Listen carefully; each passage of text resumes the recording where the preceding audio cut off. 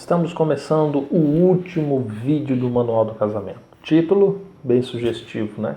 Uma nova vida. Mas eu sei que quem começou o Manual do Casamento não queria uma nova vida. Todos que começam o Manual do Casamento estão olhando para o passado. Estão olhando para o esposo, para a mulher que foi embora. E eles começam o Manual do Casamento com o seguinte propósito: eu quero o meu casamento de volta. Eu quero voltar à velha vida que eu tinha antes. E olha, não é possível. Eu lamento estar dizendo isso no último vídeo para você, mas não é possível e não é o propósito de Deus para a sua vida que você retorne de onde você saiu. Sabe por quê? Porque um casamento que começa errado tende a acabar errado. A falta de estrutura, de base, de fundamento fez com que o seu casamento ruísse ou que pelo menos esteja prestes a ruir. Então, a sua perspectiva não deve ser voltar para os melhores momentos do seu casamento. Sabe por quê? Viagem no tempo ainda não é possível. E mais do que isso, não seria nem benéfica. Afinal de contas, nós aprendemos com os erros. Nós aprendemos cada vez que nós tropeçamos. Então, não há razões para que nós possamos imaginar que a vida seria melhor se nós pulássemos os tropeções. Não, eles aconteceram. Não tem como evitar agora a lembrança de uma unha partida, de um dedo quebrado, de um tombo. Não tem como. Mas isso nos tornou mais fortes. Isso fez com que nós pudéssemos olhar onde nós tropeçamos, para que nós não voltássemos a tropeçar no mesmo lugar e que nós pudéssemos instruir as pessoas a não tropeçarem também. Tá entendendo? Então existe um propósito, o fato de você ter passado por tudo isso. Não foi plano de Deus que você passasse, mas agora que passou, é possível você pegar tudo isso e olhar quem você se tornou hoje.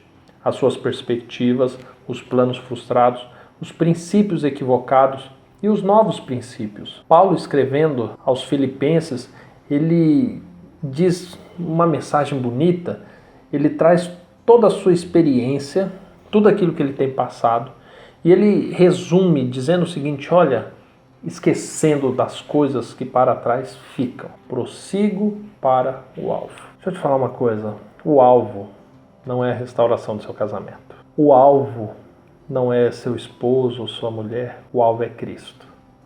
O alvo é a sua felicidade. E quando eu digo isso, eu não quero que soe de uma forma egoísta, não. Mas eu quero dizer para você que se você alcançar Cristo, todas essas outras coisas elas vão acrescentadas na sua vida.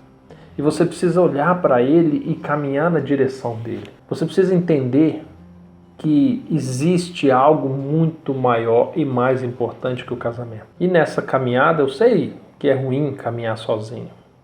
É difícil, é duro, é triste. Mas isso é porque você ainda não percebeu que tem alguém caminhando contigo. Você ainda não percebeu quanto a caminhada pode ser incrível se você começar a dar ouvidos a quem está caminhando do seu lado. E sim, eu estou falando de Cristo. Quando você percebe que Cristo está andando contigo, a história muda de figura. A caminhada ganha uma perspectiva totalmente nova, uma experiência nova. E essa caminhada é a que faz todo sentido. É aquilo que justamente move o nosso coração, que faz com que ele pegue fogo e que a gente viva coisas extraordinárias. Estar casado quando essas coisas acontecer, pode ser bom. Mas não vai fazer diferença se você estiver ligado em Cristo. E quando eu falo de experiências extraordinárias, na minha mente me vem muitas experiências que eu tive. Muitas. E às vezes eu fico pensando qual seria melhor para esse momento que talvez te motive a querer caminhar, a seguir para o mesmo alvo que eu sigo. E olha, eu penso em experiências que eu já tive na qual Deus fez parar a chuva diante de uma oração. Eu lembro de experiências na qual Deus fez com que a chuva não chegasse onde nós estávamos por meio de uma oração. Eu penso nos milagres que Deus já fez, multiplicando recursos e até me concedendo dinheiro de uma forma miraculosa. Mas eu espero ter outras oportunidades para contar isso para você. Mas quando eu falo em caminhada, em jornada, e você perceber com quem você está caminhando e como isso pode ser incrível, me vem à mente uma história. Eu me recordo que eu e minha esposa éramos recém-casados, tínhamos ali já próximo de uns 3 anos de casados e morávamos em Uberlândia, Minas Gerais, ali no Triângulo Mineiro. E eu comecei a ficar incomodado, Deus pedindo para que eu ficasse à sua disposição.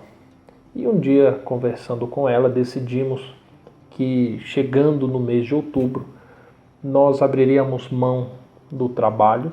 Ela era diretora jurídica de um escritório de advocacia, eu tinha uma rede de TVs por assinatura e nós decidimos abrir mão de tudo.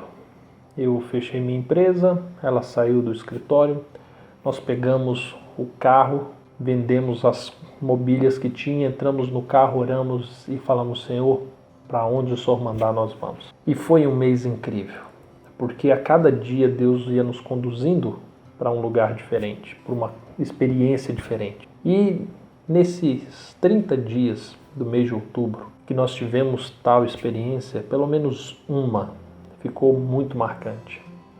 Eu me recordo que nós estávamos em Anápolis e de repente meu telefone tocou logo pela manhã, era uma sexta-feira e era um convite de uma pessoa que estava em Palmas, no Tocantins, me convidando para ser o orador de uma programação que ocorreria lá à noite. E aí, a princípio, nós tínhamos saído sob esse propósito de estar à disposição de Deus. É óbvio que eu aceitei o convite. E assim que eu aceitei o convite, nós fomos fazer algumas contas e aí nos deparamos com algumas situações. Primeiro, que o horário era muito apertado.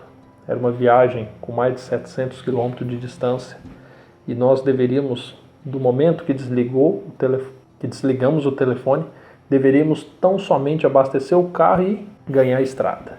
Até aí tudo bem, não tivemos medo de pegar a estrada diante de tal perspectiva. Entretanto, nós começamos a fazer a seguinte conta: quanto nós vamos gastar de combustível para chegar lá? E naquele momento a situação ficou tensa. Porque quando nós fizemos os cálculos de quanto nós gastaríamos para chegar lá e para voltar, nós deparamos com uma matemática que não fechava. Na verdade, o que nós tínhamos de recursos não dava para chegar lá. Não dava para chegar. E mesmo assim, nós decidimos que iríamos. Então, abasteci o carro e fomos. Quando nós estávamos aproximadamente uns 100 quilômetros da cidade, do destino para qual nós iríamos, eis que, como eu te falei, era uma sexta-feira, já estava dando o pôr do sol, já estava anoitecendo, e nós encostamos em um posto e estava chovendo muito e o combustível já havia acabado. Já não havia mais combustível para seguir viagem.